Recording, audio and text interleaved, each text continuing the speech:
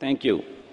Now we are going to request respected Maulana Mubarak Ahmad Nazir Sahib, our missionary in charge, to please address us on the subject, which is a very important subject today, the concept of blasphemy. What is the Islamic perspective?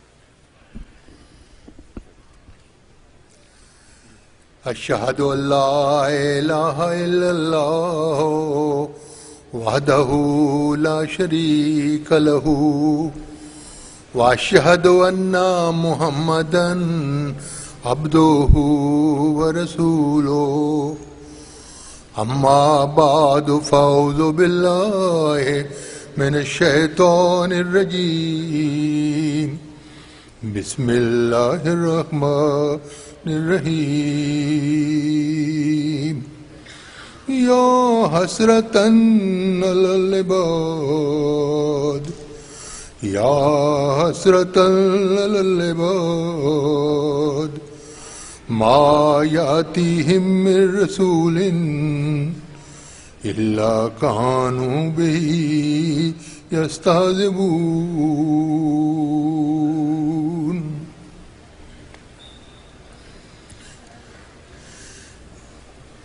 Mr. President and our honored guests,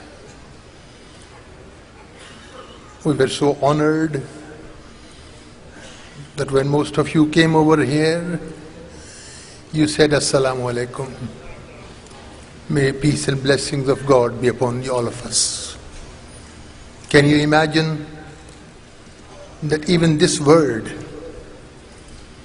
Ahmadi Muslims in one country are not allowed to utter even this word of Assalamu alaikum. This is our plight. This is our difficulty. Ladies and gentlemen, thousands and thousands of prophets have come into this world to guide humanity. Their message was common.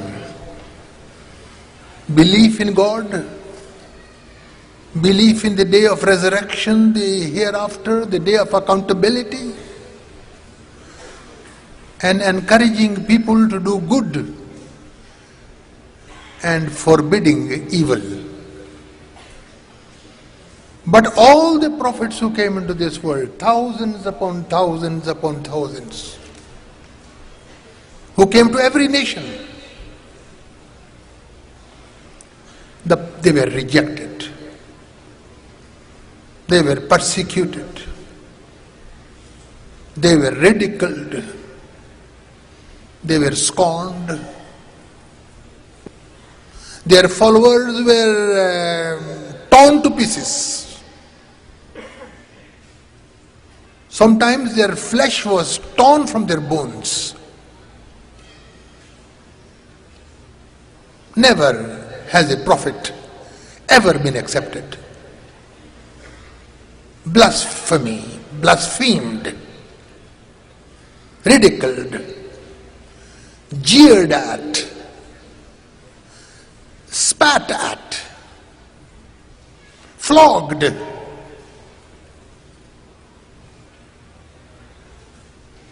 A crown of thorns was put on his head. Jesus Christ. Which prophet was accepted? And this verse which I have just recited, Ya hasratan alal ibad. Look at the pathos. As if God himself is in grief. Oh my creation. Alas, oh my creation, have I ever sent a prophet who was not ridiculed?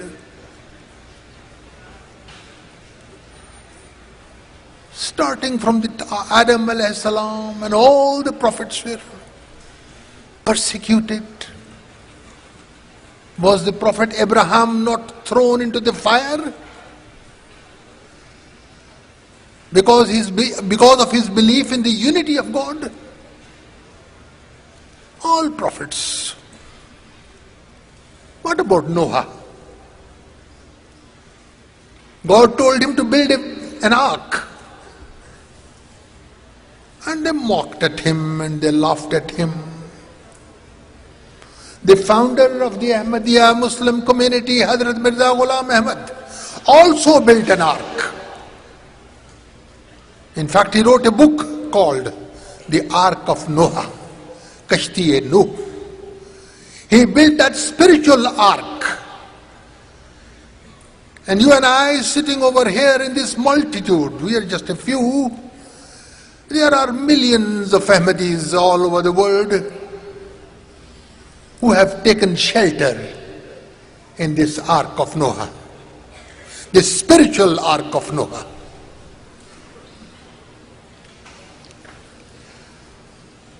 What about the Prophet Nuh?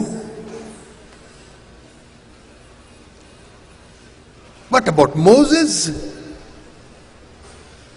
Pharaoh had ordered that all male children should be killed. The people had predicted that a prophet is about to be born. And even before he was born, he said, let all the male children to be killed. It's a long story how God saved him.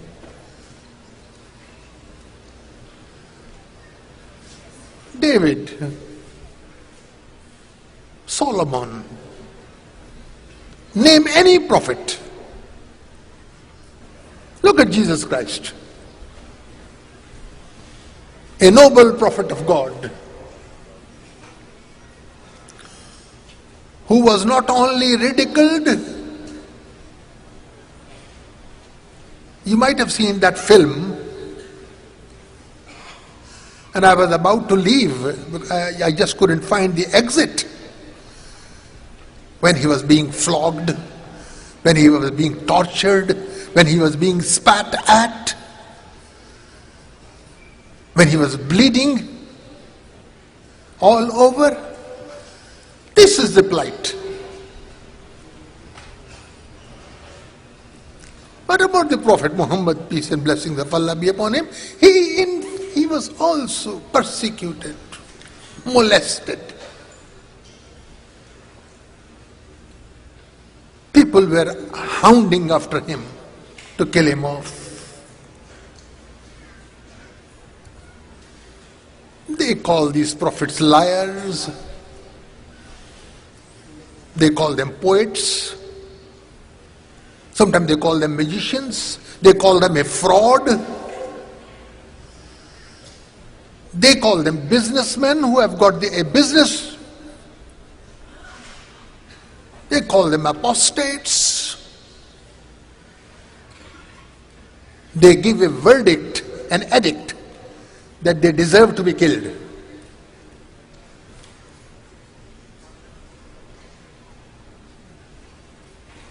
Call them liars.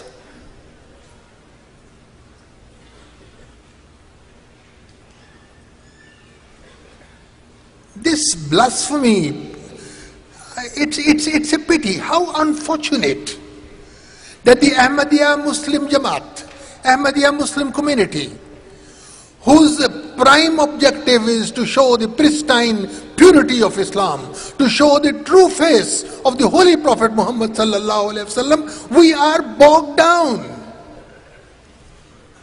We are either fighting and giving lectures upon the true meaning of the seal of the prophets.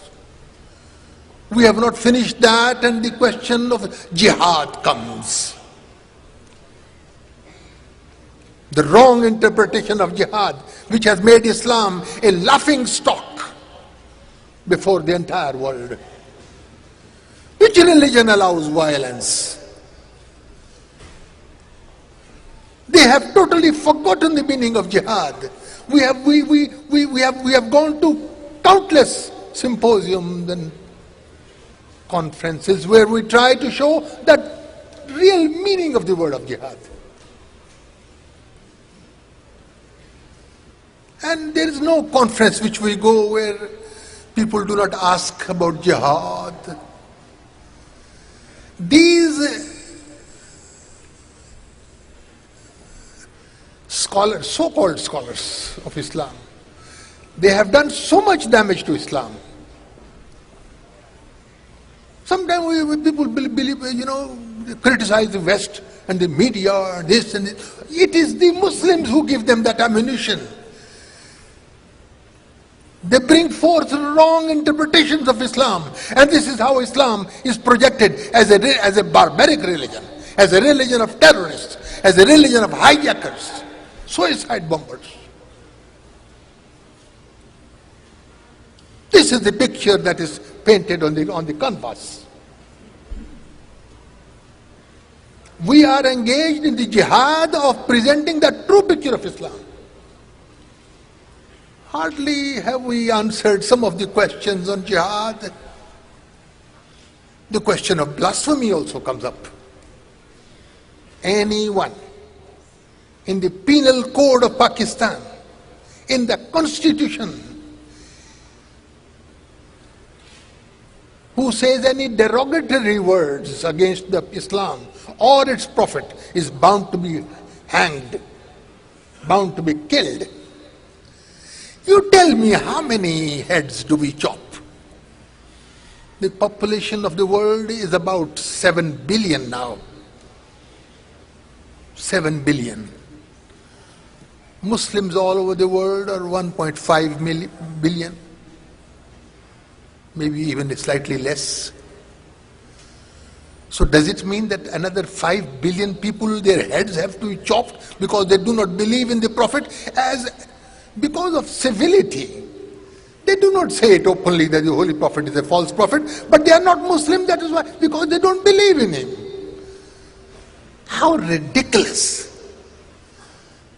How wrong this notion that anybody who does not believe in the Prophet or who says something unkind, there is freedom of speech, will speak out.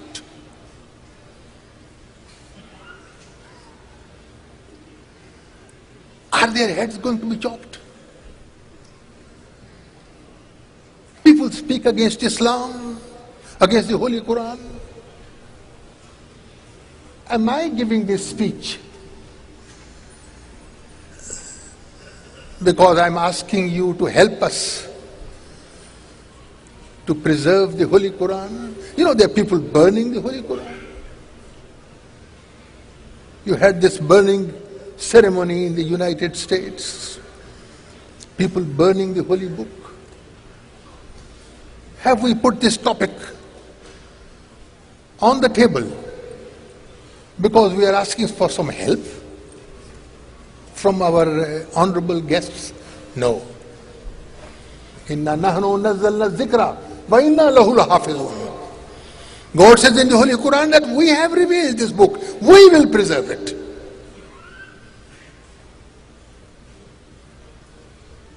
Are we doing that?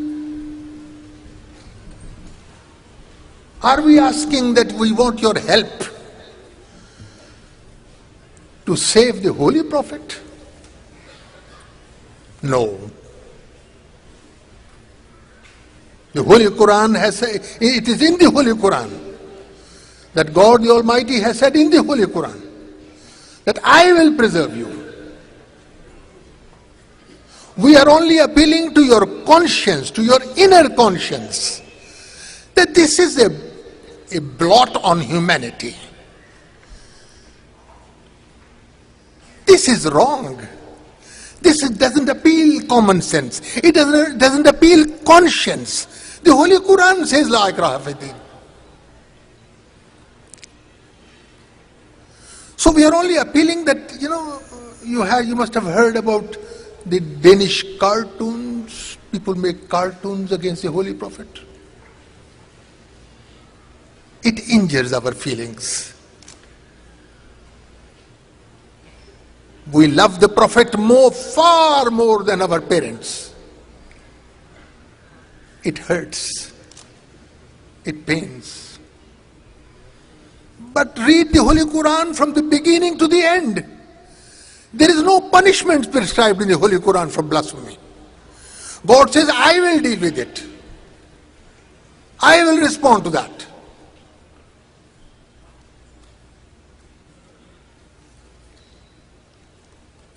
So these people putting punishments and, Asiya Bibi, who is a Christian lady with 5 children, accused of blasphemy. She is languishing in the jail because she has been accused and she has been sentenced to death. We are embarrassed. This is not Islam. Well, who cares? More than 30 people have already been murdered who had been accused of blasphemy, but they had been freed by the courts. Who cares for the courts? You are declared innocent even by the court, and the moment you come out, it's a free for all. So many people have been killed. The governor of the most important province of Pakistan, the Punjab, Nazir, who only visited this lady in the jail, who said we should revisit this law because people are misusing it in order to gain people's property or in order to do other things. They misuse this law. Let us revisit this. We always, amend these laws. Let us revisit because of that. His own bodyguard killed him. And after killing him, the other bodyguard stood silent. And this murderer was not only declared a hero, but declared a saint. The minorities minister, who was a Roman Catholic, murdered in Quetta in broad daylight.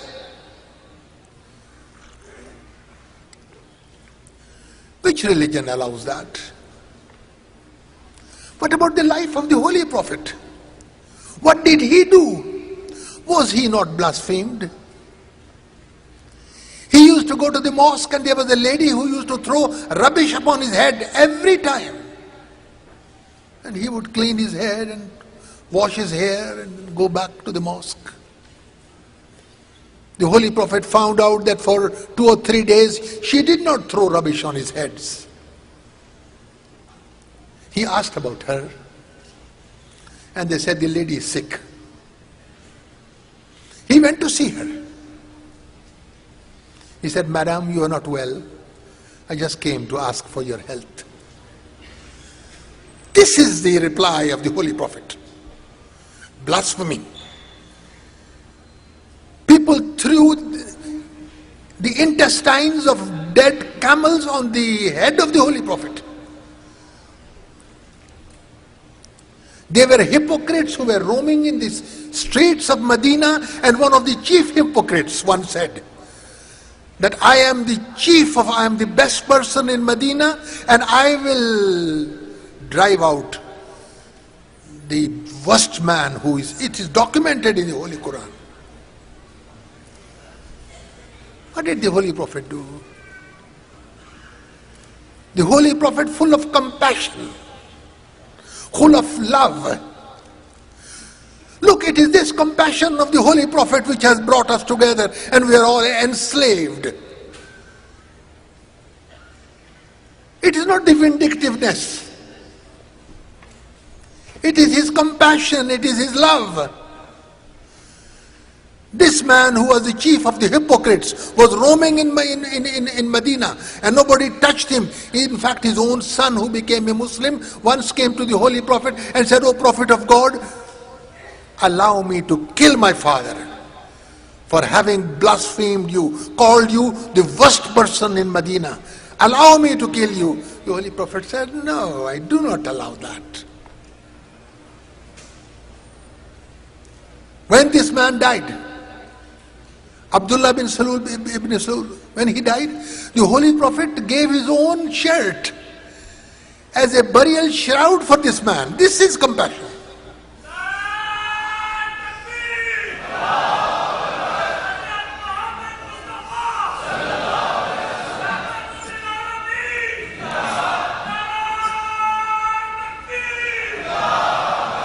This is love for all, hatred for none.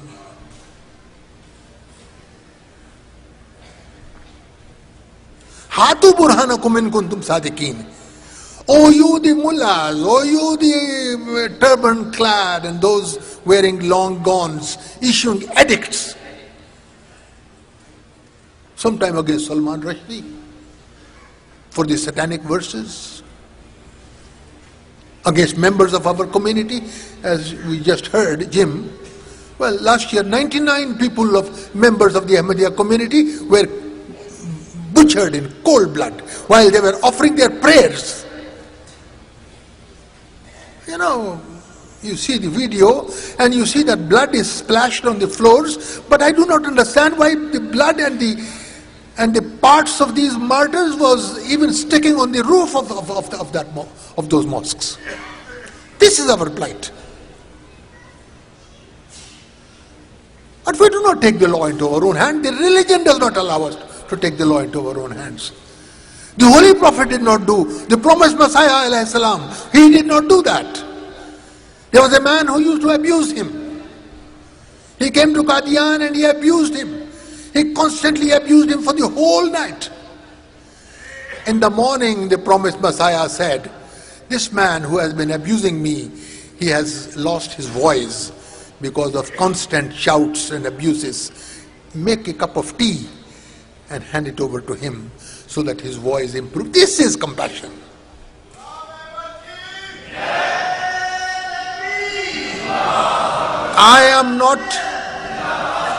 We are not condoning, God forbid, blasphemy. What I am saying is that the punishment for blasphemy is in the hands of God. He says, I will take care of that. Do not worry about that. It's not in your hands. I will take care of that. I have sent these prophets and I will take care of that.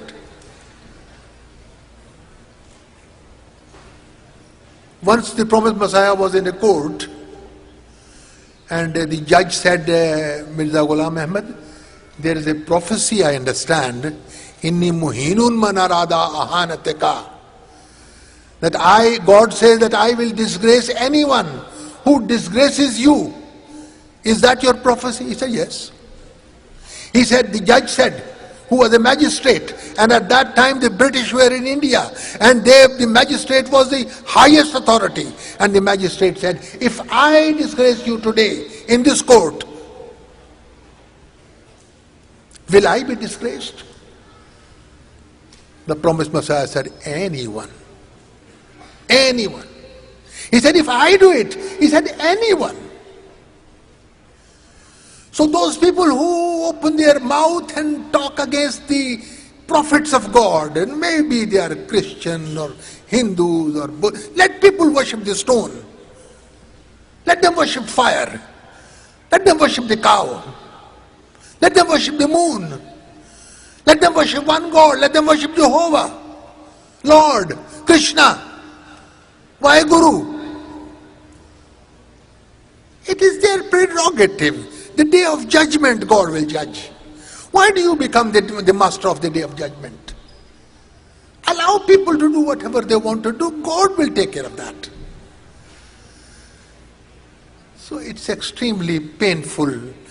It's extremely embarrassing that we should stand over here and defend Islam, not from the West, not from the media, but from our own people who give wrong interpretations and present Islam as a religion of terrorists.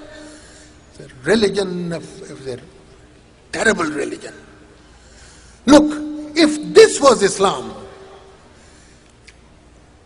luckily this is not Islam. God forbid if this was Islam, then I declare that I am not that type of Muslim. Hazrat Masih Maud has said, गुल मचाते हैं कि मैं काफिर हूं और दज्जाल हूं, मैं तो खुद रखता हूं इनके दी से और ईमान से are. I also hate their religion. They shout at the top of their voice that I'm an apostate and I'm a kafir and I'm an infidel. The fact is that I also hate. I'm not a part of that faith. Islam is a religion of peace, is a religion of love, is a religion of affection, is a religion of brotherhood, is a religion that we all try to find out from other religions what is good in their religion. We hold countless conferences, you must have heard, symposiums, we provide a forum to the Hindus, to the Sikh, to the Christian, to the Jews. Let us come forward, let us find out. Truth is not the monopoly of any religion. Find out what is better. We will present the Islamic view as well. Everybody believes that my view is the best. Let the people judge. And let me say that we have a short time to live in this world. We are guests on this planet. How long? If not today, tomorrow. We all have to go to our graves. Why show any vindictiveness? Why show any hatred? We're all human beings. Forget about the pigment of my skin or the accent that I have. We're all the children of God. What blasphemy? One should never abuse the prophets of God. One should never abuse the elects of God. Hazrat Masih Maud has said in one of his poems, Allah dushmane nadan bera, batarsas teg burane Muhammad. O you, the perverted enemy of the Holy Prophet, you should be afraid of the spiritual sword of the Holy Prophet. The prophets of God are the lions of Allah. If you do not believe in them, then keep quiet. But do not talk ill of the prophets of God. Maybe the Buddhist or the Christian or the Hindu or the Sikh or the Muslim. That is why Hazrat Masih Maud has said,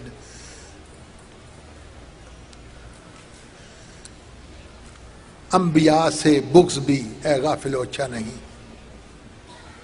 Ambiya se bughz bhi hai ghafilo acha nahi. Dur tar hat jao isse hai ye sheron ki kachar.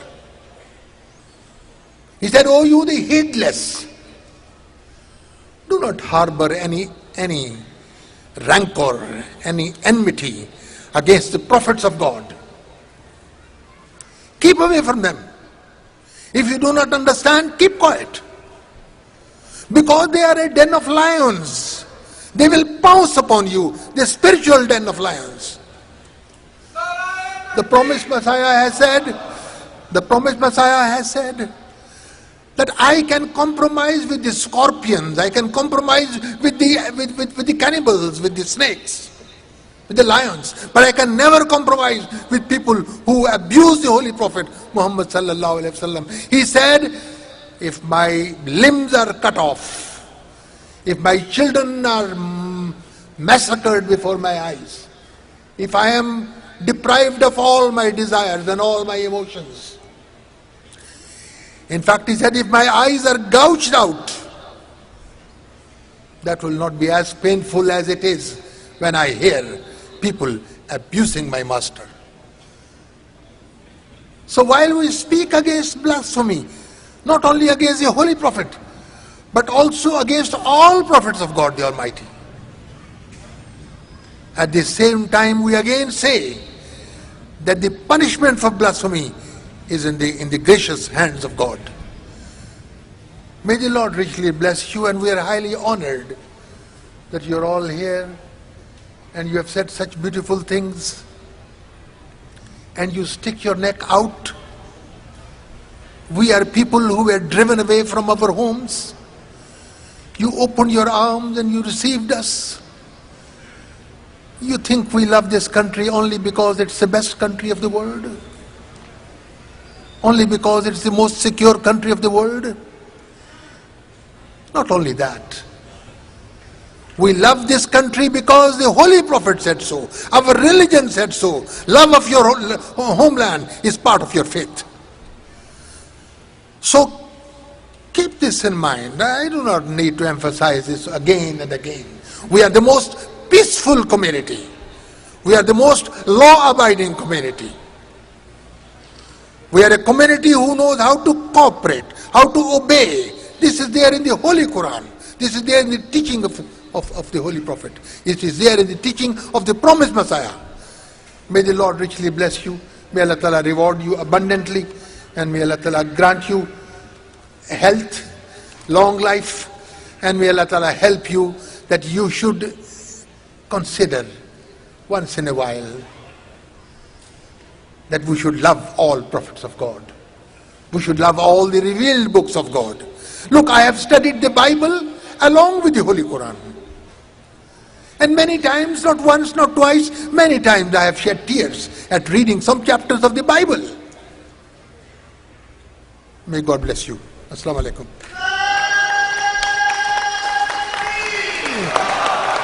Islam Ahmadiyya Hazrat Muhammad Mustafa Mohsen-e Insaniyat Khatamul Anbiya Ghulam Ahmad ki Khulafa-e Ahmadiyya Khilafat-e Ahmadiyya Hazrat Amir